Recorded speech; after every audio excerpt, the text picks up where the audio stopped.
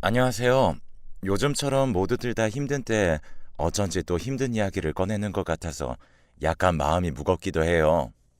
그렇지만 꼭 한 번쯤은 어딘가에 내 얘기를 해보고 싶다는 생각이 들었거든요. 저는 이제 얼마 안 있으면 50이 되는데 사실 이렇게 쓰면서도 제 나이가 실감이 안 나서 어색하네요. 지금은 서울에 살고 있지만 한 수년 뒤에는 강원도 쪽에 내려가서 살 계획도 하고 있어요. 아무튼 그렇게 오래도록 살아왔던 이 지역엔 저에게 아주 많은 추억들이 맞물려서 아프기도 하고 무겁기도 하고 한편으로는 감사한 기억들도 있답니다. 요즘 시대엔 참으로 가슴 아프게도 많은 가정들이 붕괴되어지기도 하고 다들 결혼조차 하지 않으려는 움직임이 있다고 하는데요.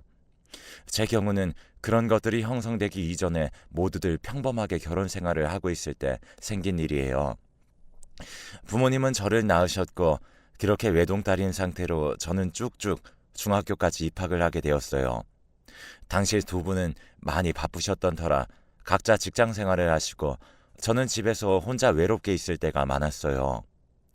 그래도 부족함 없게 하겠다며 맨날 용돈도 10,000원씩 놓고 가시고 생기긴 했답니다. 영주야, 혼자 집에 있지 말고 친구들 불러서 떡볶이라도 같이 사다 먹고 그래. 보일러도 엄마가 약하게 태우고 갈 테니까 집에 오면 더 올리고. 오늘도 엄마랑 아빠 늦을 거야. 그래도 잘 있을 수 있지? 무서우면 TV 틀어놓고 보고 있어. 알았지? 매번 이렇게 말씀하면서 저를 챙기시려 했지만 사실 저는 아침에 눈 뜨고 저녁에 잠들 때까지 거의 혼자 생활을 해왔어요. 집에 오면 엄마가 있는 생활을 하고 있는 애들이 너무 부러울 수밖에 없었고요. 그런데 이런 와중에 꽤 큰 사건이 생기게 되었어요. 사건이라고 불러야 할진 모르겠지만 아무튼 저한테 무척 큰 일이었고 이 부분에 대해 엄마에게 엄청나게 반항을 하게 되었답니다. 아니, 임신이라니. 동생? 지금에서야 동생이 생기면 누가 환영을 해? 내 친구들은 진작 어릴 때 동생이 있었는데 왜 갑자기? 지금 그럼 엄마가 갓난아기를 낳아서 어떻게 키우려고?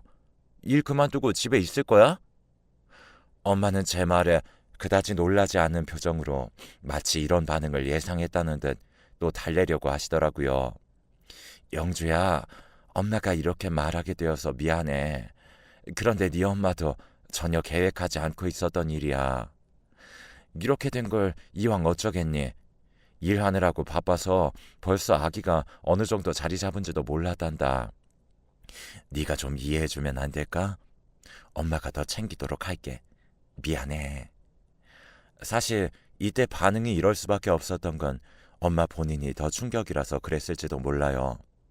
왜냐하면 저는 초등학교 무렵 때까지도 할머니나 고모들을 비롯해 왜 둘째를 안 가지냐, 동생을 왜 안 만들어주냐 라는 얘기로 아주 시끄러웠거든요. 하지만 예상외로 태어난 남동생은 너무나 예뻐서 저는 넋을 잃고 바라보기만 했어요. 무려 15살 차이의 남동생이었지만 제 친구들조차도 귀엽다며 구경을 올 정도였죠. 그렇게 동생이 커가며 유치원도 보내고 저는 점점 입시 준비를 하고 갈수록 텀이 크게 벌어지더군요. 한편 아빠는 빚을 져서 무리하게 사업하다 고되셨는지 점점 지치는 것 같더라고요. 이걸 가지고 엄마와 다투기도 많이 다투셨어요. 당신 언제까지 쉬고 있을 거야? 이제 명환이도 어디 좀 맡기고 다시 일을 해야 될 것 같아. 내가 밖에서 어떤 날을 보내고 있는지 당신 알기나 해? 이쯤 되니 저도 머리가 좀 컸는지 둘이 싸우는 내용을 들으면 들을수록 이해가 안 되더라고요. 엄마가 임신하고 싶어서 한 것도 아니고 나이 들어서 막둥이를 낳으니 몸이 안 좋아진 건데 말이에요.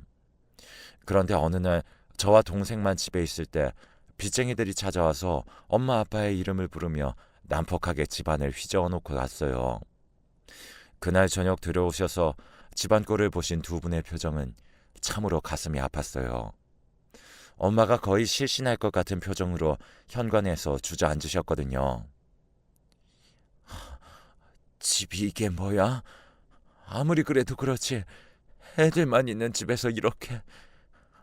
영주야, 명환아, 이리 와. 엄마가, 엄마가 너무 미안해. 엄마는 우리를 껴안고 넋이 나간 듯 울고 계셨고, 우리는 직접 눈으로 본 그 무섭고 공포스러운 상황을 어떻게든 엄마 품에서 잊어보려고 했어요. 아빠와 엄마는 더 이상 안 되겠다고 판단하셨는지 그날로 짐을 싸서 저와 동생을 외할머니 댁으로 데려다 주셨어요. 그런데요, 아직도 저는 이때만 생각하면 50이 다 된 지금도 흘릴 눈물이 남아있나 봐요. 거의 쥐어짜는 수준으로 다 흘려냈다고 생각했는데 이 장면을 떠올리며 사연을 적는 동안 왜 또 눈물이 아릿하게 차오르는지 모르겠어요. 이때 현관에서 어두침침한 그림자 아래 표정도 잘 안 보이던 부모님의 얼굴이 많이 피곤하고 지쳐 있었던 두 사람의 얼굴이 두 분의 생전 마지막으로 본 장면이었어요. 문을 열고 나간 부모님은 두 번 다시는 우리를 찾으러 나타나지 않았고 나중에 장례식장에서 나란히 마주하게 되었습니다. 두 분은 빚쟁이들의 독촉과 늘어나는 이자와 협박을 이기지 못하고 그 작은 가게마저 본인 손으로 정리도 못한 채 결국 극단적인 선택을 하셨어요. 그 뒤로 저희 남매의 삶은 순식간에 고아의 삶으로 변했고 거기에다 제가 미성년자도 아닌 성인이다 보니 고아원이나 어딘가에 갈 수도 없었어요. 몸과 마음이 온전치 않은 외할머니로 인해 우리는 그쪽에 가서 살 수도 없었죠. 그나마 자리를 잡을 때까지 친척들 집을 전전하다가 나중에 어른들이 모아주신 돈으로 조그만 원룸 하나를 얻어서 살게 되었어요. 게다가 동생은 아직 어린데 제가 얘를 놔두고 어떻게 취업을 할 수 있었겠어요. 장례를 치르고 얼마 안 되어 동생은 초등학교 입학할 준비를 해야 했어요. 결국 이 시기에 저는 근처 편의점에서 알바를 하고 파트타임으로 쉽게 할 수 있는 걸 찾으면서 동생을 케어했어요. 한동안은 마치 저를 편모로 보는 시선도 있어서 동생 학교 앞으로 데리러 갈 때마다 부끄러웠어요. 그나마 동생 친구 엄마들에게 제가 누나라는 소문이 퍼졌고 역시나 엄마들 입김이란 무서운 것인지 이후론 잠잠하더군요. 이때 동생에게 너무 미안했던 게 저는 맞벌이 부모님 아래 외동딸로 살면서도 너무 외로웠는데 동생도 똑같았다는 거예요. 부모님이 안 계신 데다가 15살 위에 누나가 있는데 누나 역시 자기를 먹여 살려야 하니 집에 있는 시간이 도통 없는 거예요. 저는 백화점에서 아르바이트를 하게 되었고 그때 저를 좋게 보신 분으로 인해 작은 회사에 사무직으로 취직하게 되었어요. 대학도 안 나왔지만 나름 일머리도 빠르고 야무지다는 소리를 듣다 보니 그렇게 자리를 찾게 되었답니다. 와중에 저보다 8살 위에 직원분이 있었는데 머리가 아깝다며 자격증도 따고 다른 공부도 해보라고 하시더라고요. 어쩔 수 없이 꼭 할 얘기는 아니었는데 저도 모르게 말을 해버렸답니다. 그게 제가 그럴 여유가 없어요. 남동생이랑 둘이 사는데 애가 초등학교 4학년이거든요. 집에 가면 애 숙제 봐주고 놀아주고 얘기 들어주고 하느라 바빠요. 어제도 애가 코피 나서 병원 다녀왔거든요. 저는 이 회사에서 일하는 것만으로도 감지덕지예요. 별 생각 없이 이런 개인사를 훌훌 말하게 되었는데 그 말을 듣는 직원분 표정이 묘하게 변하더라고요. 역시나 쓸데없는 얘기를 해가지고 부담을 드린 것 같아 좀 걱정스러웠는데요. 며칠 지나 이 직원분이 옥상으로 부르더니 냅다 뭐라고 하시는지 아십니까? 조영주 씨, 나랑 만나보지 않을래요? 어린 친구한테 부담 줘서 미안한데 만날 마음 없으면 거절해도 돼요. 우리 똑같이 편하게 지내요. 그런데 저 안 될까요? 순간 저는 너무 당황했고 그분이 장난치는 줄 알았어요. 그런데 표정이나 눈빛을 보나 장난 같지가 않더라고요. 나이차가 8살이나 나긴 했지만 딱 봤을 때 저랑 그렇게 차이가 많이 나 보이는 외모도 아니었는데요.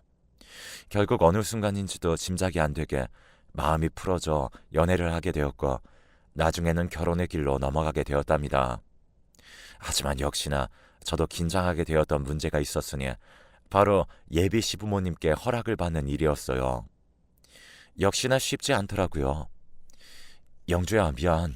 내가 잘 설득해 볼게. 전부터 일찍 말했으면 좋았을 텐데 우리 부모님도 너무 좀 갑작스러우셨나 봐. 이때 저도 정이 들 만큼 들었었기 때문에 참 가슴이 찢어질 것 같더라고요. 그런데 예비 시부모님은 자식을 이기지 못하는 부모였던 것 같아요. 두 분은 못 이기는 척 결혼을 허락하셨습니다.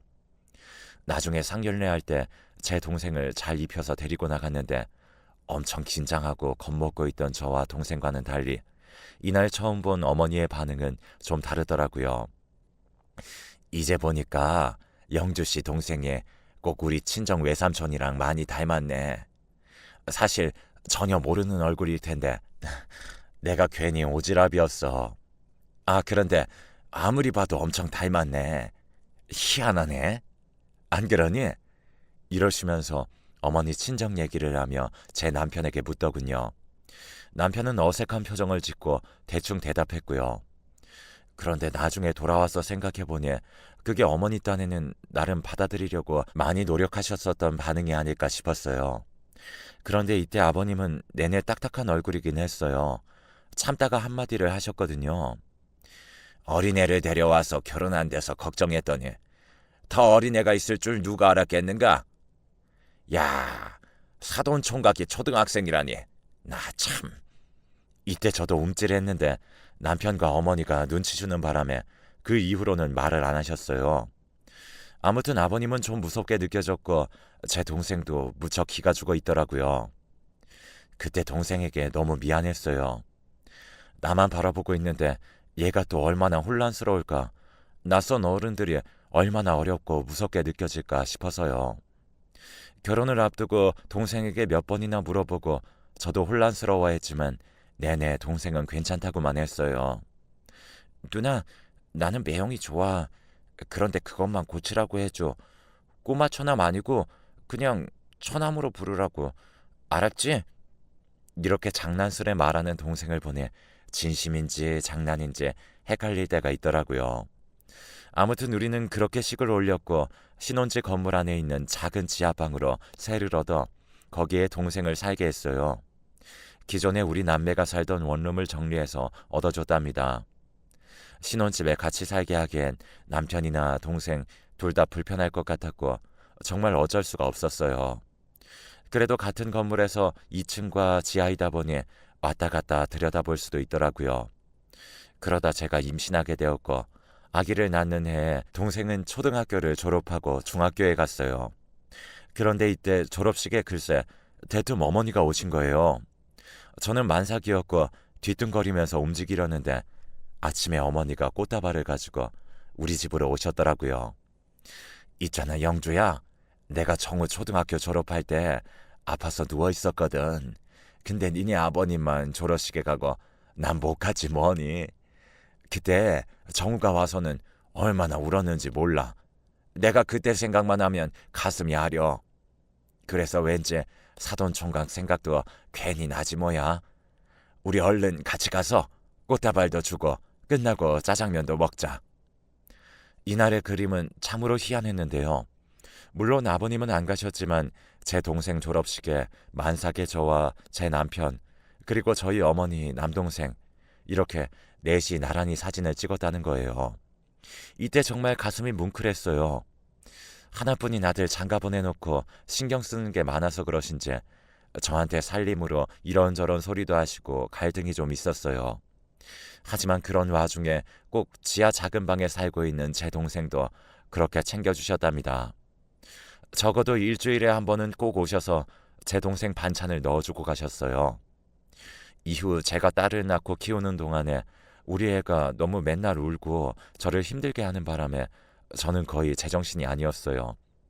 중학생이 되었던 제 동생은 정말 저에게 찬밥 처지가 되어버렸는데 그때도 참 감사한 것이 어머니는 본인 손녀를 보러 오는 길에 꼭 제 동생을 위한 소소한 것들을 챙겨오셨어요. 내복이나 양말이라든지 어떤 날은 손수 남자 꽃도 왕창 사다가 넣어주시더라고요. 누나가 이런 걸 어떻게 챙기냐면서 말이에요. 그런 와중에 저는 애 하나 붙들고 씨름하는 동안 동생은 고등학교를 들어가서 홀로 공부를 했고 수능 볼 때도 제가 잘 못 챙겨줬어요. 그렇게 어찌 대학도 갔고 그때 첫 등록금만 제가 보태서 주었답니다. 동생은 그걸 받으면서 너무 미안해했어요. 누나, 누나 유정이 보느라 힘든데 이런 것까지 주고. 고마워 누나. 그런데 나 바로 휴학하고 군대 갈 거야. 일단 군대부터 다녀오는 게 나을 것 같아. 아무리 생각해봐도 난 그것밖에 답이 안 나와. 아무래도 빨리 군대부터 해결하고 그 다음에 학교를 다니면서 알바든 뭐든 하겠다는 생각이었던 것 같아요. 한편으론 동생이 언제 이렇게 야무지게 컸던 건지 자기 군대 가 있는 동안 지하방은 따로 전세를 주라고도 하더라고요. 그렇게라도 해서 누나나 형에게 도움이 되고 싶다나 봐요. 저는 이때 동생을 군대 보내면서 정말 눈물 콧물 다 쏟았어요. 속으로 엄마 아빠 생각이 나서 가슴이 정말 미어지다 못해 다 타들어가는 느낌이 들더군요. 그런데 이때 어머니가 갑자기 동생을 보내는 길에 또 합류하게 되신 거예요. 예, 내가 다 마음이 안 좋더라. 사돈 총각이 엊그제 우리 집에 인사까지 왔더라고. 자기 군대 간다고 말이야. 내가 뭘 해줬다고 말이지. 아 근데 어쩜 저렇게 바르게 컸을까 몰라. 영주야, 엄마 아빠는 저런 모습 못 보셔서 얼마나 짠하시겠냐. 그리고 사돈 총각은 얼마나 자기 엄마 아빠가 보고 싶을까 싶더라. 나라도 대신 가야지 어쩌겠냐. 아버님도 차 가져가신다니까 같이 가자. 이때 순간 가슴이 얼마나 찡하던지 제가 결혼해서 동생과 따로 살게 된 것보다 군대가 더 훨씬 가슴 아팠거든요. 이때 그동안 누르고 있었던 부모님 생각이 울컥하고 올라와서 더 가슴이 갈갈이 찢기는 듯 했어요. 그런데 그 자리를 어머니와 아버님이 함께 동행을 해주셨어요. 차 타고 가는 내내 울지 않으려고 했지만 돌아오는 길에 멀어지는 동생을 볼 때는 차마 참을 수가 없어 큰 소리로 오열을 했어요. 그런 저를 남편은 계속 달래주었고 제 딸은 영문도 모른 채 제 엄마가 우니까 같이 울기 시작하더군요. 이후 동생은 군대에서 편지를 보내와도 꼭 저희 시부모님에게 같이 보냈어요. 나중에 제대하고 학교를 다니던 중 알바를 하며 첫 월급을 받았을 때 그걸 또 드리겠다며 시부모님을 찾아갔어요. 아버님도 그쯤 되니 제 동생을 정말 막내 아들 대하듯 했고 나중에 본인 가게가 바쁠 때 동생을 데려가서 일거리를 주시고 용돈도 챙겨주시더군요. 동생은 이후 제대로 직장을 얻고 난 뒤에는 자기 집을 얻어서 나갔고 그러면서도 저와 우리 시부모님께 시기마다 왕래하는 걸 잊지 않았어요. 띠동갑이 조금 넘는 자기 여자 조카를 너무 귀여워해서 매번 들르기도 했고요. 저는 결코 제 자식에게는 맞벌이하는 부모의 자녀로 사는 삶을 물려주고 싶지 않았기에 적어도 초등학교 때까지는 딸 곁에 있었어요. 그리고 중학교쯤부터 다시 직장을 나가 일을 하게 되었고 그렇게 현재 딸아이는 고등학생이 되었답니다. 그런 와중에 제 동생은 30을 넘겨 결혼할 나이가 되었어요. 그때 그런 애가 여자친구를 데리고 인사를 하러 왔는데 저희 시부모님을 본인에겐 부모님 같은 분이라며 소개를 하더라고요. 이때 가볍게 식사 자리를 마치고 동생네는 돌아갔는데 어머니께서 부르시더라고요. 저는 혼자 생각에 좀 잠기고 싶었던 터였는데 심각한 얼굴로 부르시길래 왜 그러시나 했죠. 그런데 내용이 다소 충격적이라 저는 꿀먹은 벙어리가 되어 입을 열 수가 없었어요. 영주야, 저기 사돈 총각이 언제 그런 좋은 여자를 만났다니? 아주 둘 다 너무 예쁘더라.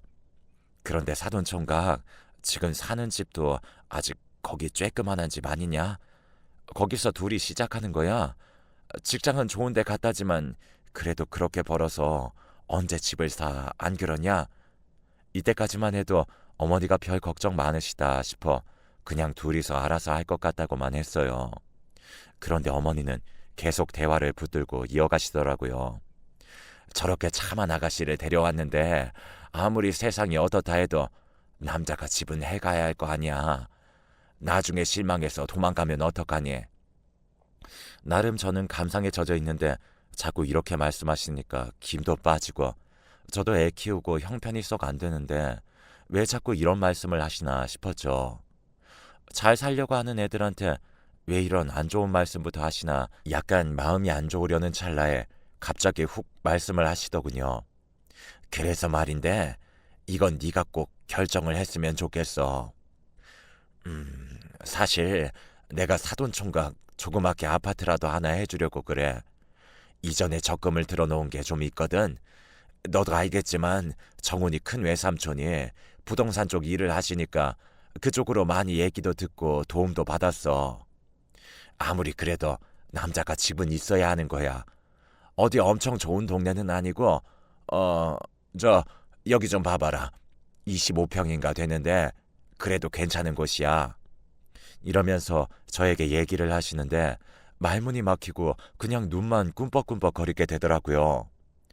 어머니는 정말 숨도 쉬지 않고 계속 말을 이어나가셨어요. 나도 사돈총각이 꼬맹이일 때부터 봤는데 이제 장가도 간다고 하니까 기분이 이상하네. 내가 아들이 하나밖에 없어서 그런가 너무 일찍 결혼하고 아들을 낳아서 더 그런가 봐. 내 아들도 아닌데 그간 본 세월 때문인지 괜히 찡하다. 원래 이런 건 엄마가 해주는 건데 사돈총각은 엄마 아빠가 없잖아. 군대 갈 때도 내가 따라갔고 이제 혼주석에도 우리가 설 텐데 그럼 이런 것도 해줘야지 안 그러냐? 끝내 본인이 해줘야 한다면서 어머니는 그렇게 마무리를 지어버리셨어요. 남편도 몰랐던지 다소 놀란 표정이었고 저희는 며칠을 이 상황을 받아들이기가 어려워 고민이 많았어요. 괜히 남편에게 미안하기도 했지만 자기도 어머니와 뜻이 다를 게 딱히 없다고 정리를 해주더라고요. 결국 동생은 다시 저희 시댁을 찾아가서 얘기를 전해들었고 몇 번이나 인사를 거듭하고 그 집을 받게 되었어요. 상견례 때부터 시까지 시부모님은 함께 해주셨답니다. 늘 가족의 테두리라는 걸 느껴보지 못하고 살았던 저, 그리고 어쩌면 저보다 더 독한 삶이었을 제 동생에게 어머니는 정말 진짜 친정엄마처럼 가끔 잔소리나 쓴소리도 해가시며 그렇게 우리를 돌봐주셨어요. 동생은 식장에서 우리 어머니를 향해 큰절을 올렸고 한참을 어깨를 떨며 일어나지 못했어요. 저도 이때 눈물바다가 되어 다 큰 동생을 보내는데 누나가 너무 운다며 농담 비슷하게 핀잔을 주더군요. 동생네 사돈 어른들도 저희 사정을 들으시더니 무척 놀라는 눈치셨고요. 그런데 그렇게 우리에게 엄마라는 존재를 간접적으로 체험하게 해주셨던 우리 어머니가 제 동생 결혼식 이후로 얼마 안 되어 큰 병을 진단받게 되셨어요. 전이가 많이 되어 있는 상태로 난소암을 발견하게 되어 기존에 예상한 시기보다 일찍 돌아가시게 되었습니다. 동생 내외도 역시 우리 어머니를 친어머니처럼 대하고 있었던 터라 다들 충격을 금할 수가 없었고 정말 제대로 손도 써보지 못하고 어머니는 돌아가셨어요. 마지막 가시는 길에 어머니는 저에게 아버님을 잘 부탁한다고 하셨고 평소 그렇게 말씀이 많고 바쁘게 움직이시던 분이 제대로 말도 못하고 몸도 잘 쓰지 못한 채 숨을 거두시게 되었어요. 이때 동생이 얼마나 울었는지 자기 매형과 부둥켜 안고 통곡을 하며 일어나지 못했어요. 어머니는 정말 저희 남매에게 있어 남보다 못한 우리 친척들과 비교도 할 수 없는 그런 어른이었어요. 핏줄의 자식들도 돌보지 않았던 친척 어른들과는 달리 어머니는 처음에는 반대를 하셨지만 갈수록 깊이 정을 주셨죠. 제 동생도 자기는 정말 이제 자기 마음 안에 엄마 그 이상의 이미지가 우리 시어머니라고 할 정도였거든요.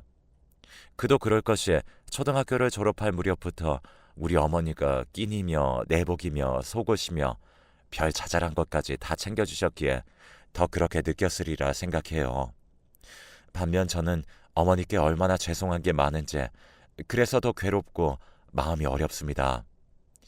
본인 자식이 소중한 만큼 마음의 자식인 우리 역시 소중한 걸 아셨던 어머니께 좀 더 살갑게 해드릴 걸, 불쑥 집에 찾아오신다고 해도 좀 더 정답게 맞아드릴 걸, 그게 어머니의 표현이고 자식을 사랑하는 마음이었을 텐데 이런 것들이 뒤늦게 휘몰아쳐서 감당이 잘 안 되네요. 제 속사정을 어머니께 말씀을 다 드렸던 상견례 날에도 같이 울기보다는 그저 등을 쓰다듬기만 해주셨던 부분이 저는 너무 감사했어요. 외려 우리 부모님 장례식에 와서 요란하게 울기만 할 뿐 막상 우리 이후 행보에는 조금도 관심 갖지 않았던 친척들과는 비교할 수가 없었죠. 저도 자식이 있고 게다가 동생을 장가까지 보내고 나니 어머니는 하나뿐인 아들을 장가 보내며 얼마나 생각이 많으셨을까 싶어요. 기왕이면 좋은 집안에 양가 부모님 번듯하게 살아계시고 집도 좀 살만해서 우리 아들이 조금이라도 덕 벌 수 있는 환경이 탐나지 않으셨을까요? 그걸 바라는 게 꼭 나쁜 부모인 건 아니잖아요. 부모라면 그런 마음을 가질 수 있다고도 생각이 들어요. 그런데도 어머니는 별말 없이 아무것도 가진 것이 없는 부모조차 없는 며느리와 그 남동생인 사돈총각까지 품어주셨어요. 부모 없이 자랐다고 지적받을 수 있는 부분들까지 어머니는 제 동생에게 가르쳐서 바로잡아 주시고 투박한 말투이긴 하지만 언제나 존대를 해주셨어요. 세상에 많은 위인들이 있다고 하지만 저는 저희 어머니 같은 위인은 보지 못했다고 말하고 싶어요. 적어도 제 기준에서는요. 그게 누군가에게는 부모님일 수도 있고 은혜를 입은 은사일 수도 있고 그리고 또한 발명가일 수도 있어요. 하지만 저는 세상에 사람만큼 소중한 게 있을까 싶은데 사람을 소중하게 대해주고 아껴주셨던 어머니를 제 안의 위인으로 삼고 싶어요. 제 남동생 역시 똑같이 생각하고 있고 우리 남편도 본인의 어머니를 대단하다고 여겼으니 그만하면 충분하지 않을까요? 그렇게 쭉 마음속에 어머니를 추억하며 현재 아버님을 모시고 함께 살아가고 있습니다. 모두들 건강하시고 서로 아끼며 잘 살아갈 수 있기를 바라겠습니다.